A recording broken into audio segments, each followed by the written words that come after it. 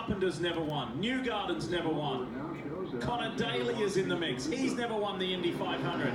You have got mixed experience, mixed results, but the same desire.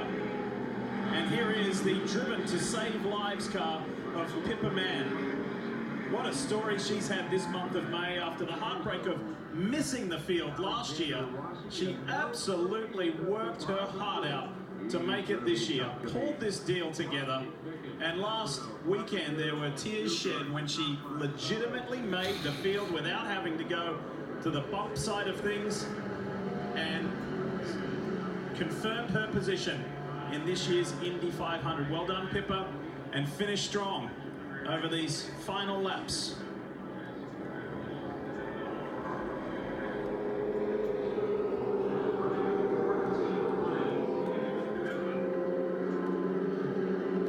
And make no mistake about it, this is the calm before the storm.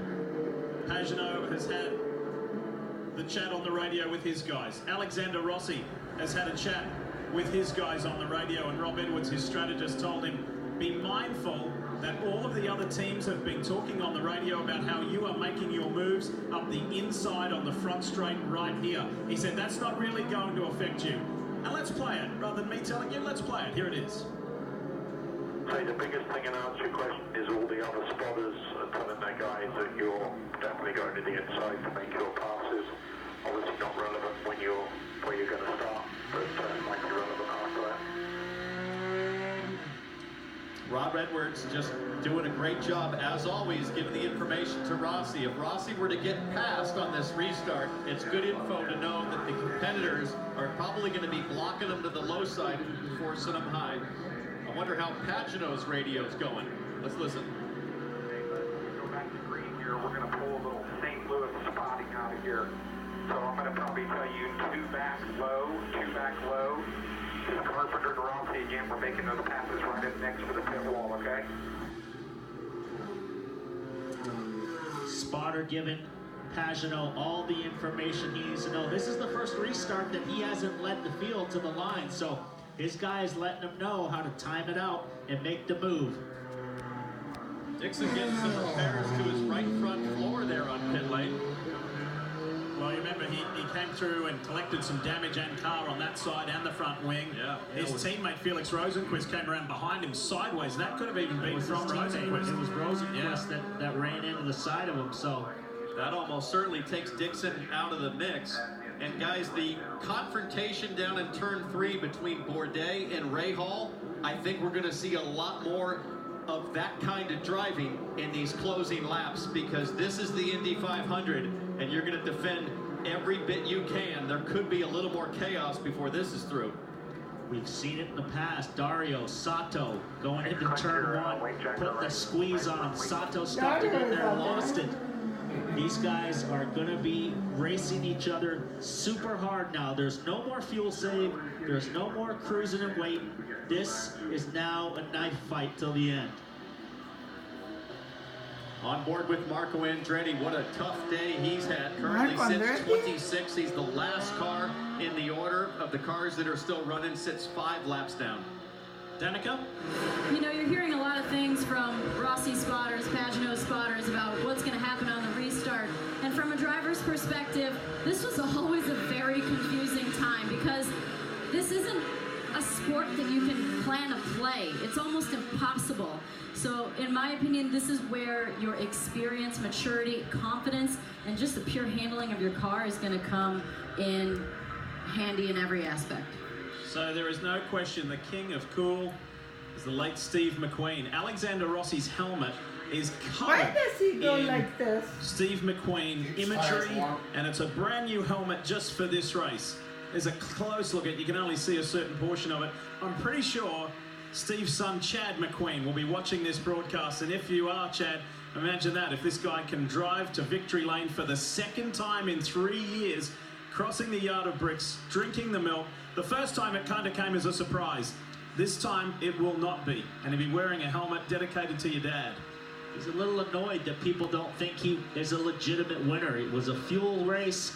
and he coasted it to the end, but the bottom line is his face is on the Borg Warner, and that's all that matters. Well, the other bottom line, Paul, is that the last couple of years, nobody has demonstrated a bigger bravery than Alexander Rossi on restarts, on the starts, going high, going low, slicing through the field.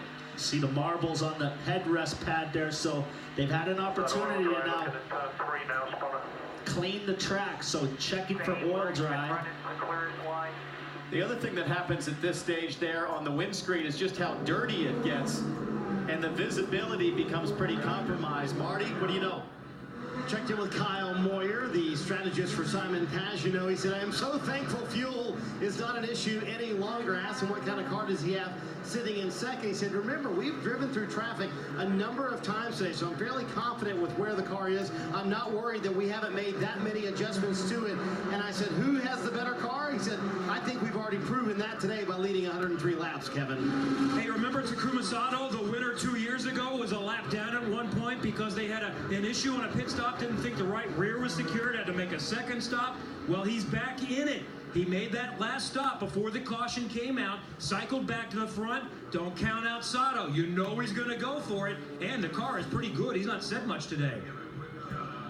So there's Takuma Sato, Joseph Newgarden. Look at that kind of shark fin structure right there in front of Taku's face. That is the advanced frontal protection device. Weighs 5 pounds, and it was brought forward for the Indy GP of Indianapolis and here as an extra safety precaution. There it is there on Santino Ferrucci's car. Well, as a further step in safety for IndyCar racing beginning next year, the announcement was made on Friday by President of IndyCar, Jay Frey, and Red Bull Advanced Technologies that there is an aero screen coming.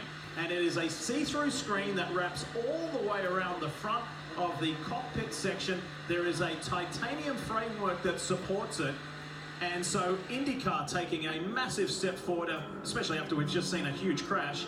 So really big announcement for the future of the sport of IndyCar racing. Hey, the last thing these drivers needed is an excuse to go bigger out of the way it's gone today.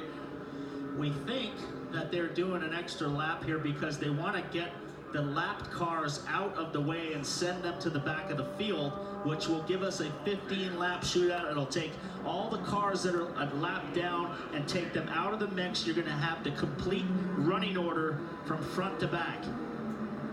Good call from IndyCar to make it as fierce as possible on this restart without any interference. We saw how Serbia factored into things on the last run, mixing it up with the leaders. Rossi was furious, finally got by.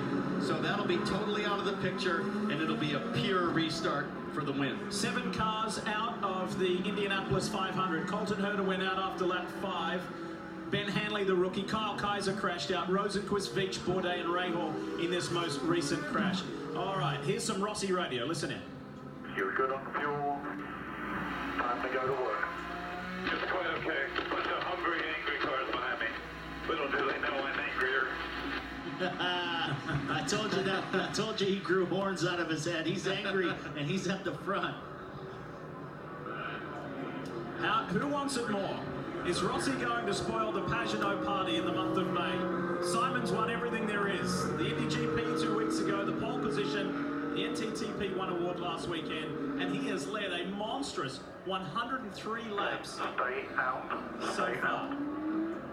Oh, and you just get the feeling that Ed Carpenter, sitting back there in third, is tired of pole positions without wins. And second place finishes. This could be his best chance on this restart to make something big happen.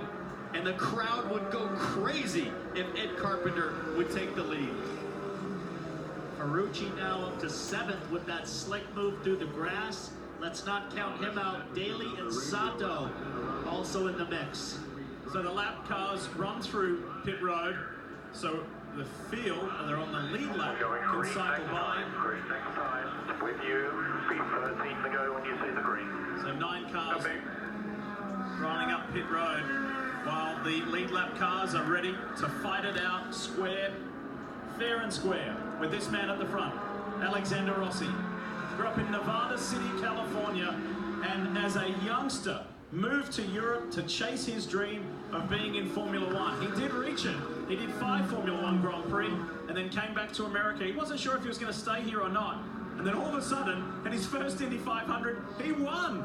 He won the 100th running, and then it still took him a bit of time after that to fully get his head around. And I'm going to be in America. This is going to be my home, and I'm going to make the rest of my career IndyCar. And he's made a very good job of that. He's got Simon Pagenaud, the Frenchman, behind him, and Indianapolis' own Ed Carpenter in third. The points leader